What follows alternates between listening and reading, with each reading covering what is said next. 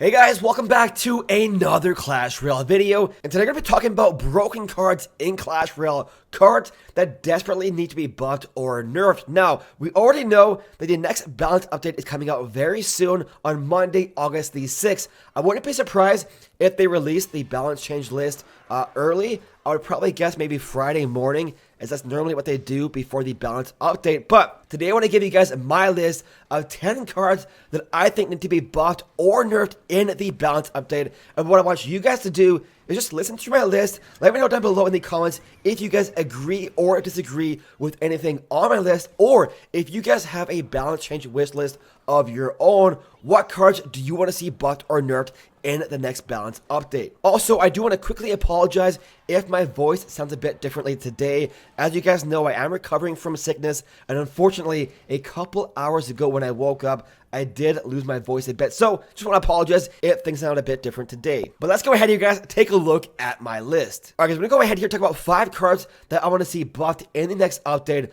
I want to go through my buff list first before the nerf list, just because I think buffing cards is a lot more fun than nerfing them. But the first card on my buff list is the Royale Hogs, guys. The Royale Hogs came out back in the June update. They are a pretty expensive card at 5 elixir. They don't really do too much damage. They die pretty easily. They're easy to counter. Overall, it's no secret that they are a very underwhelming card, which is pretty disappointing because they are one of the newest win conditions to the game. And I honestly feel like we need a lot more new win conditions to the game versus support cards, because when a new win condition comes out, you can build a whole new deck around that win condition, versus if they come out with a new support card. Normally what happens if they come out with a support card is whatever decks are currently meta, they just throw that one support card into the deck and nothing really changes in the meta. Whereas if they add new win conditions, you have whole new decks. So what I would do for the Royale Hogs is give them a sizable damage buff. Like I said before, they are somewhat of an easy card to counter with splash damage. So because they do die pretty easily, they should be a lot more punishing when they get to a tower. So a huge damage buff is what I would do for the Royale Hogs. Now, the reason I say do a large damage buff versus just a small damage buff is because I honestly feel that new cards added to the game should be strong cards. And if they did another small buff for the Royale Hogs in the August balance update and it wasn't enough, it would be a whole another month of waiting until the next balance update before we can see even another buff for the card. And honestly, it kind of sucks when they add a new card to the game and the card is weak and underwhelming, because new card releases are one of our only sources of new, fresh, and exciting stuff to the game in between the major updates. Like, you only get one new card a month. You gotta wait a long time for the new card. When the new card is weak and underwhelming, like nobody uses it, the meta doesn't change, it almost feels like the game didn't get any new card at all. And that is why I feel like new card releases into the game should be strong cards, even if they are a bit overpowered. That's okay, guys. Like I said before, new card releases are one of your only sources of anything new, exciting, and fresh into the game. And when a new card comes out that's weak and underwhelming, you've missed that opportunity for something new, because that was your one and only new card for the month. And it's even worse than that. Now you're wasting your chest opening up a new cards that you don't even want when you want to upgrade other cards. Like, perfect example, imagine if you opened up a super magical chest and you got the giant Snowball as your common card, the Royale Hog as your rare card, and the Barbarian Barrel as your epic card. I could imagine that you wouldn't be too happy. So when new cards are added to the game, it makes you frustrated because you keep wasting your chest on them, and you also get frustrated and lose interest in the game because the meta becomes stale because nothing changes because nobody uses the new cards. The perfect example here is, of course, the Royal Recruits. The Recruits were teased back in the June update, like new card coming out in July. Everyone was excited for it and waited weeks and weeks for the July new card to come, and then they were nerfed into oblivion. Like, in my opinion, 8 elixir is way too much for the current stats of the Recruits, which is disappointing because the Recruits are a very unique card with a mechanic that no other card in the game has, which would have been a perfect opportunity for a breath of fresh air into the meta to add something new and exciting into the game. And they've already announced they will not be taking another look at the Royal Recruits for another month or 2 months. So now you have a card released in July that you have to wait until September or October to even get excited about. And that's what I mean, guys. You have a missed opportunity for something new and exciting into the game, especially when you consider that both the Royal Hogs and the Giant Snowball released in June were both as well weak and underwhelming cards. So it almost feels like it's been 2 months since we've got a new card to the game. But anyways, guys, getting a bit sidetracked here, just wanted to share with you my opinion about why I feel new card releases should be on the stronger side, even if they are a bit overpowered. That is okay, because when they're weak, you wasted that whole month of waiting for a new card, and you're now wasting your chest on getting those new cards over and over. But moving back to the topic of the video, guys, the next card on my buff list is, of course, the Giant Snowball. Once again, released back in June, and a severely underwhelming card. As is right now, I don't really see too much of a use of using the Giant Snowball over the Zap or the Log. Personally, what I would love to see is a massive damage buff for the Giant Snowball. Allow it to one-shot goblins of an equal level, which is something that the Zap Spell can't do and the Log can. But obviously, the Log has a long travel time and can't reach behind the tower, whereas the Giant Snowball can. And it would also help differentiate it versus the Zap Spell. And I honestly still feel like, even though the Zap doesn't kill goblins, with the reset and the stun effect, it still would be a viable and competitive card in the game. Moving on, guys, the next card on my buff list is, of course, the Barbarian Barrel. If you couldn't guess earlier on when I told you guys, if you opened a super magical chest and you got Snowballs, Royal Hogs, and Barbarian Barrel, would you be sad? The Barbarian Barrel is another very underwhelming new card that hasn't really had any place in the meta for a fairly long time. The way I would buff the Barbarian Barrel is I would give it the same exact range as the Log. Obviously, the Log has the benefit of it being able to knock back anything, and it also has the faster cycle as well. Whereas if the Barbarian Barrel had the same range as the Log, if your opponent uses like a Goblin Gang next to their tower, you could use the Barbarian Barrel to reliably kill the Goblin Gang if it were closer to the front of the tower. But the next card here, guys, on my buff list is the Cannon card. The Cannon card is a very interesting card. It has decently long range,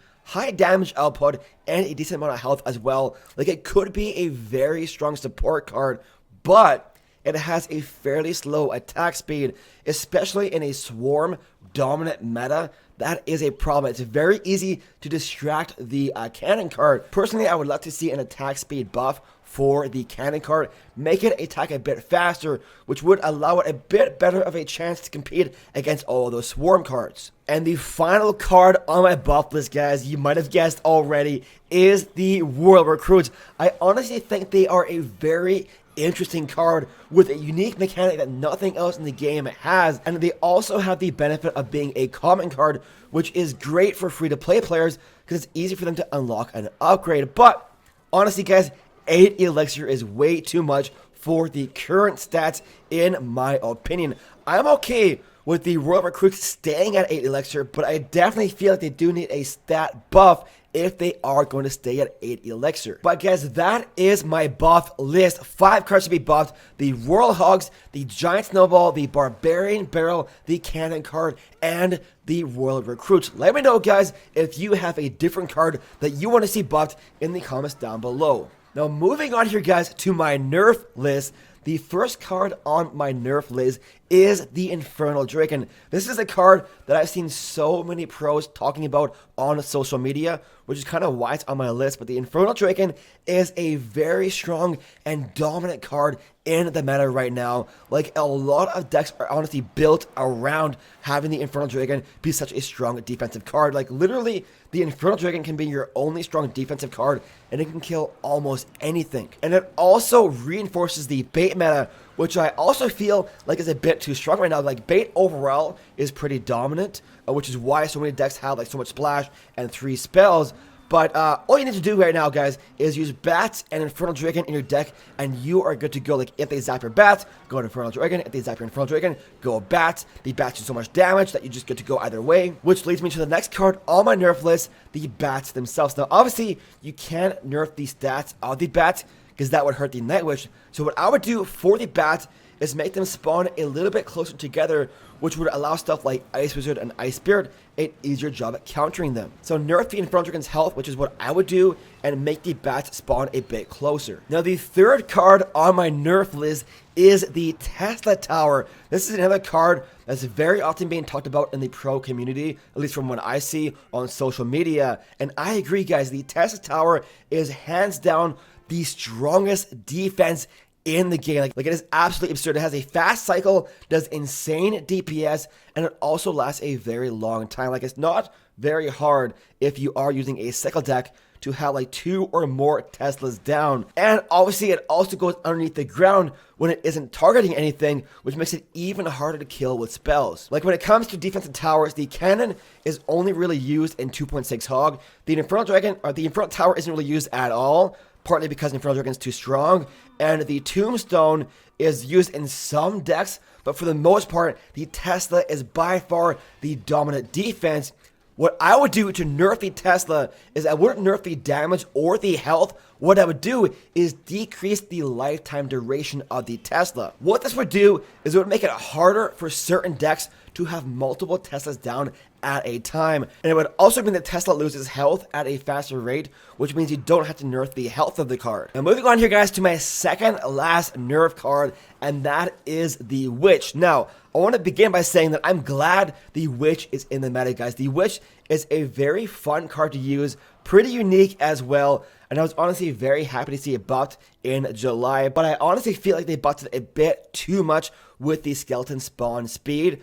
I believe the old spawn speed was 7 seconds, the new spawn speed is 5 seconds. What I would do is that I would decrease the spawn speed of the skeletons of the Witch to like 5.5 seconds or 6, so not too much of a nerf, just a very small decrease of the spawn speed of the Witch. And the fifth and final card on my nerf list is the Valkyrie. The Valkyrie, once again, was a card that was buffed back in July, and they buffed her health as well as her initial attack speed. What I would do is I would take away the health buff she got, but keep the initial attack speed, because that is very important for countering bait, which is what she's supposed to do. But when they buff the Valkyrie, she is by far right now the most dominant mini tank in the game. Like, Knight really isn't used at all right now, and by nerfing the Valkyrie just a little bit, you make the Knight more of a competitive card as well. Like, I don't think she's too crazy strong, guys. I'm actually kind of happy that she is in the meta, because she does such a great job of countering bait and Three Musketeers, but I do think that she is just a tad bit too much health on her. So like I said, guys, I would remove the health buff she got back in July. But guys, that is actually going to be the end of my balance wish list. 10 cards that I want to see changed here very soon. On the buff list, we had the Royal Hogs, pretty obvious. The Giant Snowball, pretty obvious as well. Cannon Cart, nobody's disputing that. Barbarian Barrel, once again, nobody's disputing that. And of course, the Recruits as well. On the nerf list, we had Infernal Dragon, pretty strong card. We had Bats, we had Tesla Tower, we had Witch, and we had the Valkyrie. Now, that's my list, guys. Like I said before, let me know if you agree or disagree with anything on my list, guys. They are just my opinion. Obviously, I am not a game designer or a professional whatever. Just kind of sharing with you guys my thoughts on my balance wish list. If you guys have a wish list of your own, what card do you want to see buffed or nerfed in the next balance update?